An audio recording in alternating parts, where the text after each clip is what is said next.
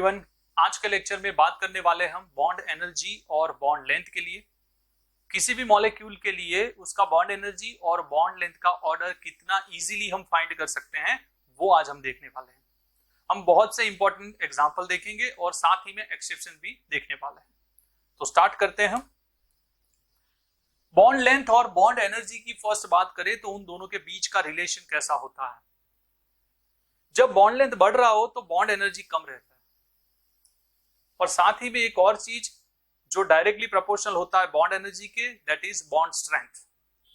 यानी bond strength जो है वो बढ़ेगा, उसका मतलब बॉन्ड एनर्जी भी साथ में बढ़ रहा है। क्लियर? तो पहले बात करें हम रिलेशन की, तो रिलेशन कुछ इस तरीके से होगा। बॉन्ड एनर्जी डायरेक्टली प्रोपोर्शनल है बॉन्ड स्ट्रेंथ के, और इनवर्सली प्रोपोर्शनल है ये दोनों बॉन्ड लेंथ के। क्लियर? तो फर्स्ट आपको यही रिलेशन को याद रखना है और इसी के थ्रू हम डिफरेंट केस लेंगे जहां पे हम एग्जांपल भी देखेंगे।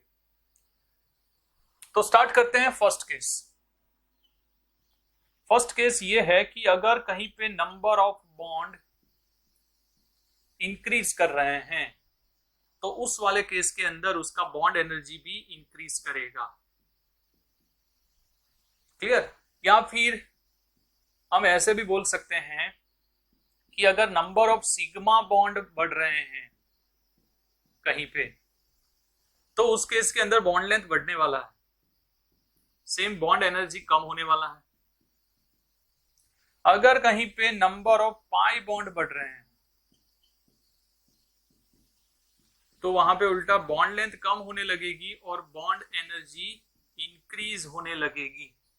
Is it clear? दोनों चीजें same he. Number of bond बढ़ रहे हैं उसका मतलब वहां पे पाई आ चुका है, सेम चीज बराबर है। लेकिन single bond, double bond, triple bond के हिसाब से बात करें तो सिग्मा और पाई के थ्रू भी आप इसे याद रख सकते हैं। फर्स्ट बहुत ही इजी एग्जांपल की बात कर रहे हैं।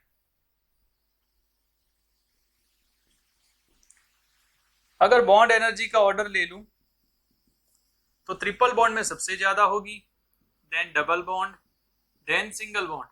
यानी आप ये भी बोल सकते हैं नंबर ऑफ बॉन्ड यहाँ पे ट्रिपल बॉन्ड है, या आप ये भी बोल सकते हो यहाँ पे सिग्मा है, यहाँ पे पाई है, बराबर है। जिस हिसाब से आप लेना चाहते हैं। बॉन्ड लेंथ टोटली उल्टा हो जाएगा, single bond, then double bond, then triple bond. बहुत ही इजीली हम इसके अंदर फाइंड कर सकते हैं। लेकिन अब बात करते हैं हम, अगर कहीं पे कोई आयन दे दे, पॉजिटिव नेगेटिव आयन दे दिया है, तो वहां पे स्ट्रक्चर पता है, डबल बॉन्ड सिंगल बॉन्ड पता है, तो आप बहुत ही इजीली इसी के थ्रू आंसरिंग कर सकते हैं। कैसे? तो देखिए एक और एग्जांपल लेते हैं। मैं ले रहा हूं जैसे कि NO bond length in NO2 plus and NO2 minus. Clear? चलिए, तो अब बॉन्ड लेंथ की बात कर रहे हैं हम NO2 प्लस और NO2 माइनस के अंदर। NO2 प्लस की बात करें तो structure double bond oxygen, double bond oxygen with plus charge, single bond oxygen, double bond oxygen, या minus charge. So as you can see this is NO2 plus, this is NO2 minus. So यहां पे देखें आप तो यहां पे double bond, यहां पे डबल बॉन्ड है, लेकिन यहां पे डबल, यहां पे सिंगल बॉन्ड है। यानी आप एक ही साइड के ऊपर देखें तो यहां पे पाई है जबकि यहां पे सिग्मा है। सो आप बहुत ही इजी बोल सकते हैं किसका बॉन्ड लेंथ ज्यादा होगा। क्लियर? जिसके अंदर सिग्मा है, इजीली बोल देंगे। क्लियर? तो यहां पे ही अगर हमसे पूछ ले बॉन्ड लेंथ का ऑर्डर तो किसका ज्यादा होगा, तो NO2 माइनस में ज्यादा होगा NO2 प्लस। क्लियर? इसी तरीके से किसी में भी लिया जा सकता है। चलिए, तो ये फर्स्ट केस। अब बात करते हैं सेकंड केस की। तो सेकंड केस के अंदर बात कर रहे हैं साइज का, कि साइज ऑफ एटम अगर इंक्रीज कर रहा है तो ऑब्वियसली साइज बढ़ रहा है तो बॉन्ड लेंथ बढ़ने वाला है, तो बॉन्ड लेंथ इंक्रीज होगा। क्लियर। अब जो एग्जांपल लेने जा रहा हूं that is exception for bond energy. Bond length के लिए तो सेम तरीके से ही चलेगा, लेकिन बॉन्ड एनर्जी के लिए आप उसके जैसे कि हमें पता है इनवर्सली प्रोपोर्शनल है, तो उसके ऑपोजिट ऑर्डर नहीं लिख सकते हैं। तो हम बात करने वाले हैं वो है हैलोजन ग्रुप की। तो हैलोजन ग्रुप के अंदर बॉन्ड लेंथ की बात करें हम, तो आपको पता ही है कि फ्लोरीन टू आयोडीन अगर नीचे आए टॉप टू बॉटम, तो हमें पता है कि साइज इंक्रीज होता है, बॉन्ड लेंथ बढ़ने वाला है। क्लियर। तो वहां पे अगर हम कहें तो हम बोल सकते हैं वहां पे कि F2 से ज्यादा होगा Cl2, Cl2 से ज्यादा Br2, Br2 से ज्यादा I2 है। क्लियर। लेकिन जब बात करते हैं बॉन्ड एनर्जी की, तब I2 तो वैसे का वैसा ही है, लेकिन आ जाता है बीच में F2, देन आ जाता है Br2, then Cl2। So as you can see कि यहां पे F2 बीच में आ चुका है ब्रोमीन और आयोडीन के, तो इसीलिए इसे पर्टिकुलर केस में आपको याद रखना पड़ेगा, and this is first exception. अब ऐसा क्यों हो रहा है? तो F2 के अंदर दो चीजें मैटर करती है जिसके थ्रू हमें ये ऑर्डर मिल रहा है। पहली चीज, उसका रीजन पूछे कहीं पे, तो फर्स्ट चीज है that is small size. Small size of fluorine. Fluorine का साइज सबसे छोटा है, फर्स्ट है ग्रुप के अंदर, तो ऑब्वियसली साइज सबसे छोटा ही होने वाला है। साइज छोटा है, साथ में होगा क्या? High repulsion between lone pair. अब लोन पेयर के बीच में हाई रिपल्जन भी है यहां पे, क्योंकि साइज छोटा है, और इसीलिए जब हम ऑर्डर देखते हैं तो ऑर्डर के अंदर यहां पे आपको F2 दिखता है, उसके बाद आएगा then Br2, then Cl2। Clear. तो यहां पे आपको ये वाले केस के अंदर याद रखना पड़ेगा पर्टिकुलर ये ऑर्डर, क्योंकि ये इसके अपोजिट नहीं है। ठीक है।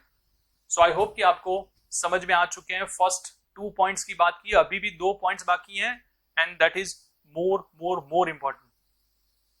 क्लियर। चलिए, तो नोट्स बनाना चाहते हैं तो आप इसे लिख लीजिए, देन हम देखेंगे थर्ड नंबर। अब बात करते हैं थर्ड केस की। अब बात करेंगे परसेंटेज एस और परसेंटेज पी कैरेक्टर के थ्रू बॉन्ड लेंथ और बॉन्ड एनर्जी को क्या इफेक्ट होता है। हम इसे इंडिविजुअली भी देख चुके हैं और इसे बोलते हैं बैंड्स रूल। अगर आप पूरा थियरी समझना चाहते हैं तो आई बटन के ऊपर चले जाएं, वहां पे आपको बैंड्स रूल जो है वो डिफरेंट एग्जांपल के लिए अच्छे से एक्सप्लेन किया हुआ है, आपको समझ में आ जाएगा। क्लियर। चलिए, तो यहां पे हम बात कर रहे हैं वो है कि अगर परसेंटेज एस कैरेक्टर इंक्रीज कर रहा है तो वहां पे बॉन्ड लेंथ कम होगा, जबकि बॉन्ड एनर्जी ज्यादा रहेगा।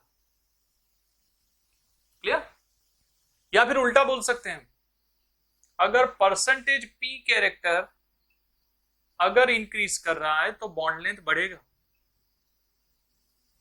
जबकि बॉन्ड एनर्जी कम हो जाएगी। क्लियर। चलिए, तो समझ में आ चुका है परसेंटेज एस और परसेंटेज पी। मैं ऑलरेडी एक्सप्लेन कर चुका हूं, जिस एटम का इलेक्ट्रोनेगेटिविटी सबसे ज्यादा उसका परसेंटेज पी कैरेक्टर हाई होता है, बस इतना ही याद रखना है। क्लियर। चलिए, तो एग्जाम्पल ले रहे हैं कि आपसे कहीं पे पूछ ले कि NN bond length in N2H4 and N2F4, ऐसा कहीं पे पूछ लिया, तो ये वाले केस के अंदर हम क्या करेंगे? देखिए, यहां पे फर्स्ट N2H4 की बात करें तो नाइट्रोजन एंड नाइट्रोजन, हाइड्रोजन है यहां पे, सेम 2 हाइड्रोजन यहां पे है और यहां पे है लोन पे। क्लियर। सेम तरीके से यहां पे नाइट्रोजन के पास है यहाँ पे फ्लोरीन, फ्लोरीन, फ्लोरीन, और यहाँ पे भी है फ्लोरीन, सेम यहाँ पे लोन पे एंड लोन पे। क्लियर? चलिए अब फर्स्ट नाइट्रोजन और हाइड्रोजन के बीच में बात करें तो नाइट्रोजन का इलेक्ट्रोनेगेटिविटी दैट इज 3.5 और हाइड्रोजन का होता है 2.1, यानी ज्यादा इलेक्ट्रोनेगेटिव कौन है? नाइट्रोजन है। क्लियर? अगर ज्यादा नाइट्रोजन ही है तो वहां से ही आपको पता चल जाए कि यहां पे परसेंटेज पी कैरेक्टर कैसा होगा, ज्यादा, यानी मैं यहां पे करूं मोर परसेंटेज पी कैरेक्टर। क्लियर? क्योंकि हाइड्रोजन के अकॉर्डिंग बोला जा सकता है। आप ये भी बोल सकते हैं कि हाइड्रोजन का electronegativity as compare to nitrogen कम है, तो वहां पे आप बोल दोगे कि इसका परसेंटेज एस कैरेक्टर ज्यादा होगा। अगर परसेंटेज एस कैरेक्टर इसका ज्यादा है, मैं यहां पे बोलूं परसेंटेज एस कैरेक्टर इसका बढ़ रहा है, तो ऑब्वियसली बात है इसका परसेंटेज पी कम हो रहा होगा, और अगर पी कम हो रहा है इसका तो इसका पी ज्यादा होगा। सेम तरीके से इसके लिए भी बोला जा सकता है। क्लियर? सबको समझ में आ रहा है? अब ये वाले केस के अंदर देखिए तो नाइट्रोजन और फ्लोरीन की बात करें तो फ्लोरीन जो है दैट इज मोस्ट इलेक्ट्रोनेगेटिव, पूरे पीरियोडिक टेबल में कोई नहीं है इसके जैसा। क्लियर? दैट इज 4.0 वैल्यू है उसकी। सो यहां से तो हम सीधा ही बोल सकते हैं फ्लोरीन जो है उसका परसेंटेज पी कैरेक्टर कैसा है? बहुत ही ज्यादा, यानी मोर परसेंटेज पी कैरेक्टर। अगर इसका परसेंटेज पी कैरेक्टर बहुत ज्यादा है तो यहां पे नाइट्रोजन का कैसा होगा? क्लियर? हम बोल सकते हैं comparatively less percentage P character. Is it clear? सबको समझ में आ चुका है यहाँ पे? चलिए तो अब देखना है यहाँ पे नाइट्रोजन सेम इस नाइट्रोजन में भी होगा, सेम इस नाइट्रोजन में, बराबर, चेक करने की जरूरत नहीं है। तो यहाँ पे नाइट्रोजन के अंदर मोर परसेंटेज पी कैरेक्टर है, और हमें पता है कि अगर परसेंटेज पी कैरेक्टर ज्यादा हो तो बॉन्ड लेंथ ज्यादा होता है। क्लियर? तो अब बताइए इन दोनों में ज्यादा बॉन्ड लेंथ किसका होगा? अगर मैं इसे ए कह दूं और इसे बी कह दूं तो बॉन्ड लेंथ क्या होगा? तो बॉन्ड लेंथ किसका ज्यादा होने वाला है? सो ए ग्रेटर देन बी, यानी हम बोल सकते हैं कि N2H4 के अंदर बॉन्ड लेंथ ज्यादा है किससे? N2F4 से। Is it clear? सबको समझ में आ चुका है?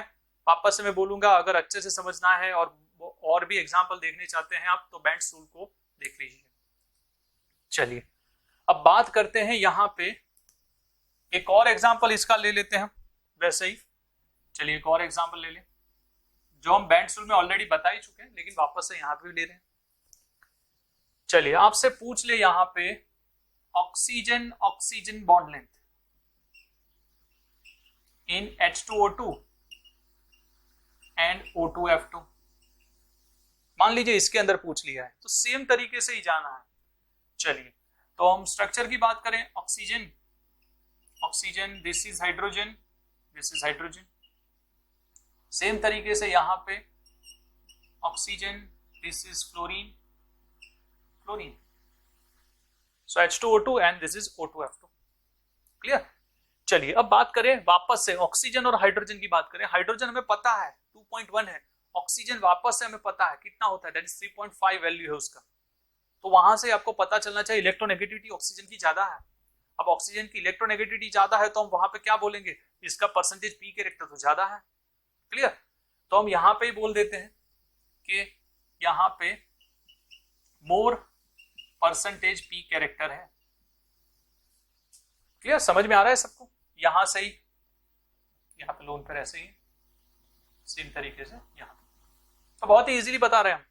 जबकि यहाँ पे फ्लोरीन है और फ्लोरीन तो वापस से मोस्ट इलेक्ट्रोनेगेटिव है, तो हम वापस से यहाँ पे क्या कहेंगे कि यहाँ पे मोर परसेंटेज पी कैरेक्टर है फ्लोरीन के पास, तो ऑक्सीजन के ऊपर तो कैसा होगा? लेस।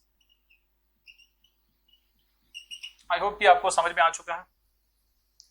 अब वापस से यहाँ पे मोर परसेंटेज पी कैरेक्टर है, उसका मतलब बॉन्ड लेंथ इसका ज्यादा है, इसका कम है। क्लियर? तो अगर वापस यहाँ पे ए और बी कह दूं मैं तो बॉन्ड लेंथ क्या होगा? That is A greater than B, या फिर हम बोल देंगे इसी के लिए कि H2O2 में ज्यादा होता है O2F2 से। आई होप कि आपको समझ में आ चुका है। क्लियर? बहुत ही इजीली आप इसे लिख सकते हैं। चलिए अब बात करते हैं, थर्ड केस देख लिया था, fourth last case. Fourth case जो है वो हम बात कर रहे हैं रिपल्जन के थ्रू ही, कि repulsion between lone pair. Clear? वैसे तो ये एक्सेप्शन ही बोला जा सकता है, जो अभी देख रहे हैं वो एक्सेप्शन है।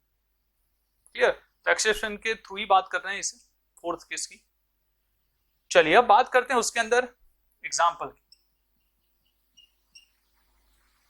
एग्जाम्पल में ले रहा हूं फर्स्ट, दैट इज NF3।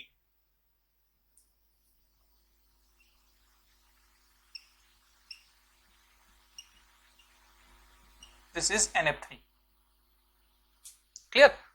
अब NF3 में होता क्या है, जब आप उसका NF बॉन्ड लेंथ देखें तो NF बॉन्ड लेंथ जो होता है वो जब हम थियोरिटिकल और प्रैक्टिकली चेक करें तो दोनों सेम नहीं होते हैं।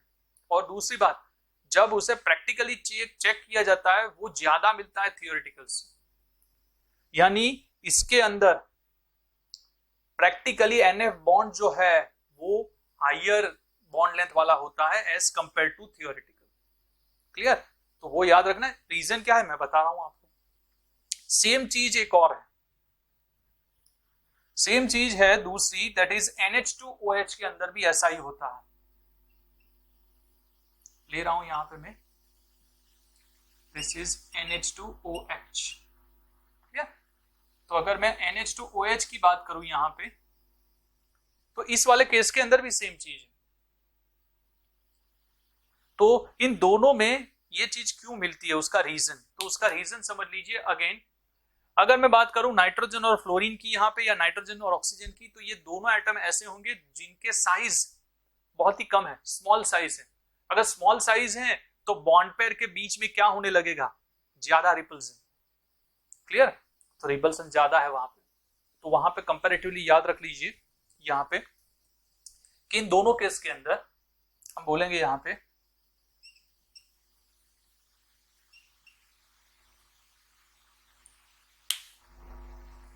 कि practical bond length of NF,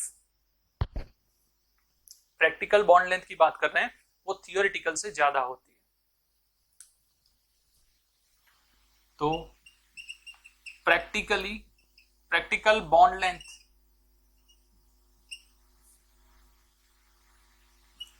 in NF3 is higher than theoretical। Clear? So याद रख लीजिए यहां पे दिस एक्सेप्शन, ये एक्सेप्शन है, आपको याद रख लेना है कि प्रैक्टिकल बॉन्ड लेंथ जो होता है NF3 के अंदर, यानी NF बॉन्ड लेंथ की बात चल रही है, वो हायर होता है थियोरिटिकल से। और सेम